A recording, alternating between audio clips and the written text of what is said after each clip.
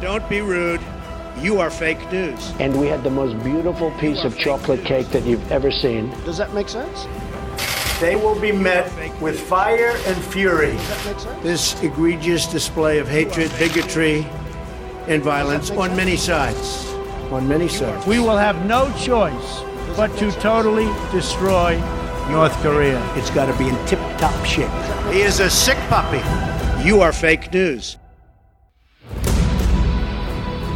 Salut et bienvenue dans Trump 2020, le podcast qui décortique l'actualité de la campagne électorale américaine avec Laurence Nardon, Madame US à l'IFRI. Bonjour Laurence. Bonjour Romain. Chaque semaine, nous essayons de ne pas réagir à l'actualité au jour le jour, mais de prendre un peu de distance afin de mieux comprendre les États-Unis et le phénomène Trump.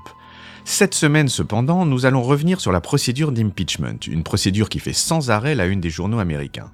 Elle a été lancée le 24 septembre et nous en avons déjà parlé dans l'épisode 9, dès le 25 septembre. Pourquoi rouvrir le dossier aujourd'hui ? Parce que, après les quelques jours de vacances que viennent de prendre les Américains pour Thanksgiving, la commission du renseignement de la Chambre a voté hier le très volumineux rapport d'impeachment sur Trump, c'est un document de 300 pages, et les démocrates, quant à eux, affirment vouloir maintenant aller très vite et procéder au vote de la Chambre des représentants sur l'impeachment avant la fin de la session parlementaire, c'est-à-dire le 12 décembre, c'est-à-dire, encore une fois, la fin de la semaine prochaine.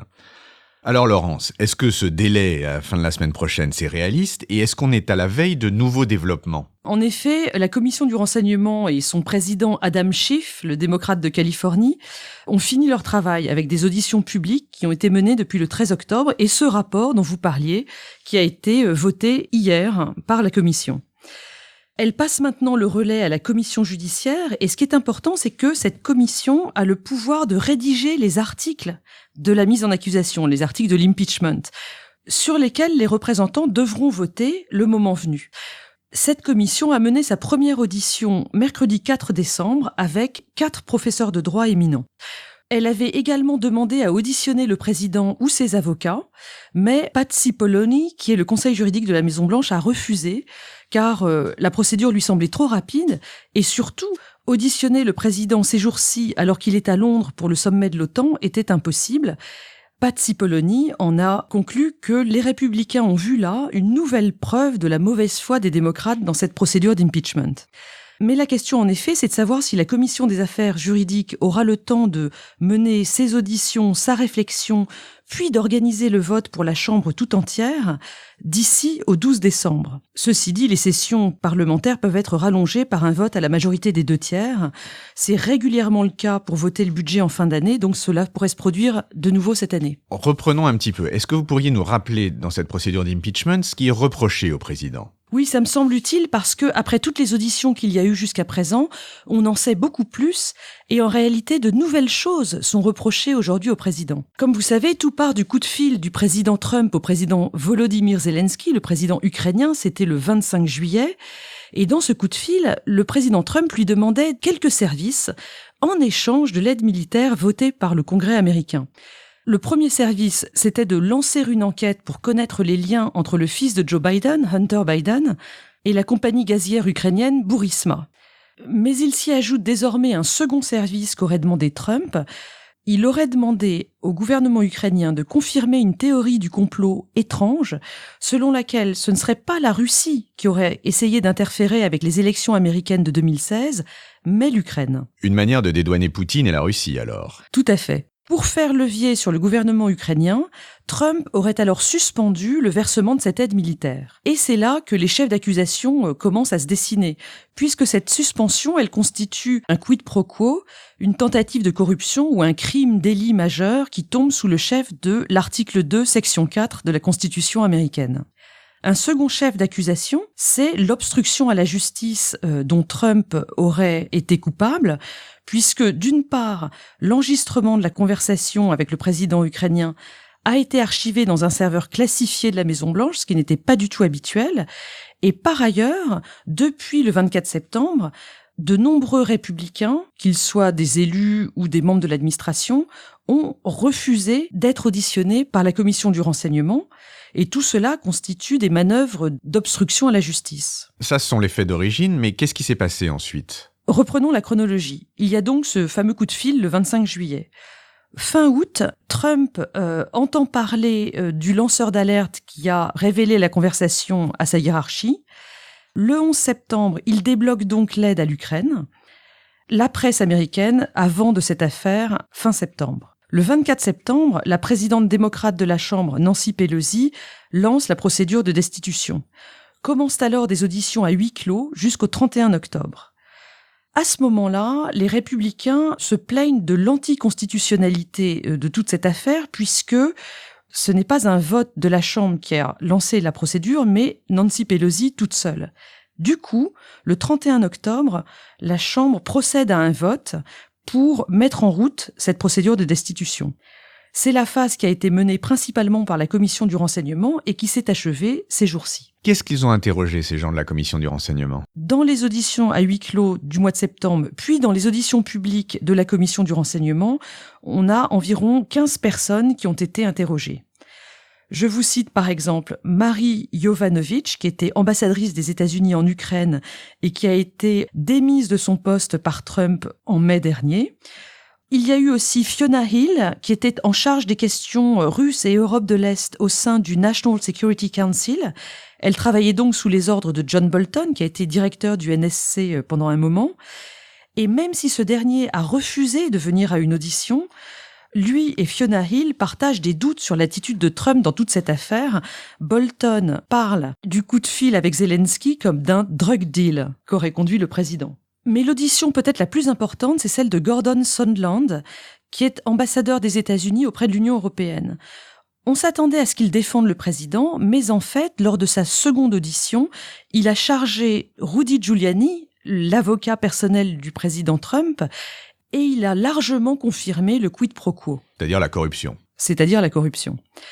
Et là, si vous permettez, je voudrais dire un mot du Nixometer que BuzzFeed a lancé récemment. Le Nixometer, vous nous expliquez ça, Laurence ? Le Nixometer, le Nixonomètre, on pourrait dire, c'est un instrument de mesure qui a été inventé par Hayes Brown, un journaliste qui fait un podcast qui s'appelle Impeachment Today sur le site de BuzzFeed. Et alors, il évalue sur une échelle de 1 à 10 les chances de départ de Donald Trump. Dans son échelle, 1, c'est un jour normal dans une Maison Blanche normale, comme il le dit, et 10, c'est Nixon qui démissionne et qui disparaît dans l'hélicoptère Marine One. Et justement, au lendemain de l'audition de Sondland, le Nixomètre était à 7,3, c'est-à-dire assez élevé. Lundi 2 décembre, juste après Thanksgiving, on était redescendu à 7.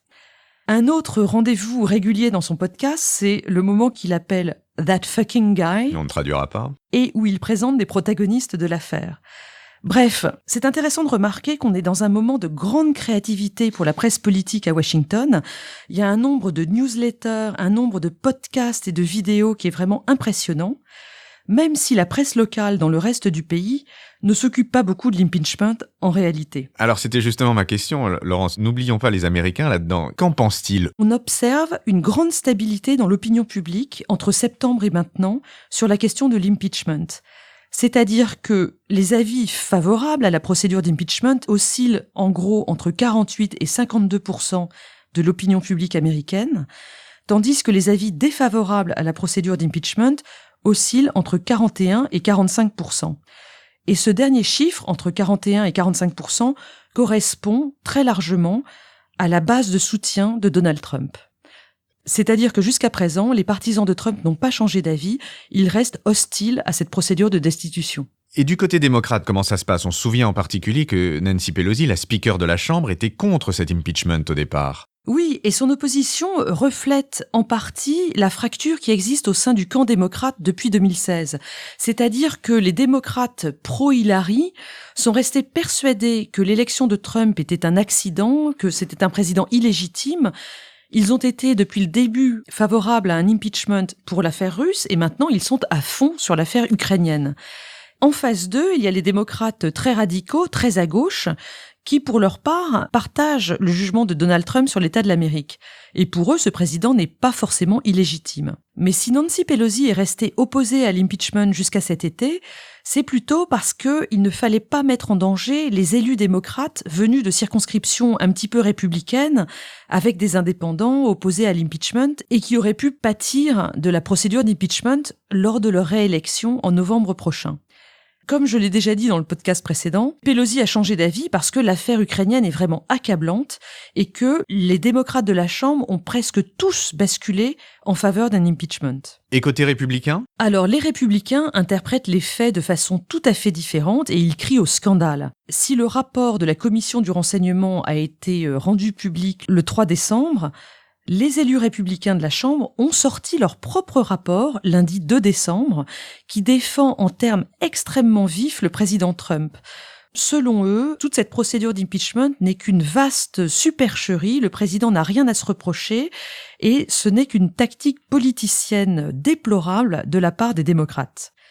Si l'impeachment est voté, comme vous savez, la procédure va passer au Sénat qui votera à la majorité des 2/3, éventuellement, la destitution proprement dite du président Trump.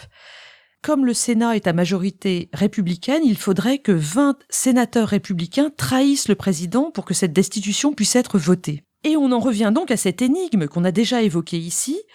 Les sénateurs républicains n'aiment pas Trump, mais ils le soutiennent pour plusieurs raisons. D'abord, ils sont contents de sa politique économique et sa politique conservatrice. Deuxièmement, certains d'entre eux ont peur de perdre leur élection et donc ils soutiennent le président. Et une troisième raison qui me semble très puissante, c'est qu'ils détestent encore plus les démocrates qu'ils ne détestent leur président. Donc vous excluez une surprise, Laurence ? D'une manière générale, dans la politique américaine, il faut rien exclure. Et je vous cite en conclusion un article de The Nation, qui est une revue très à gauche, et qui liste une vingtaine de sénateurs qui pourraient éventuellement condamner le président le moment venu. Peut-être qu'ils seront menés dans une bronca par Mitt Romney.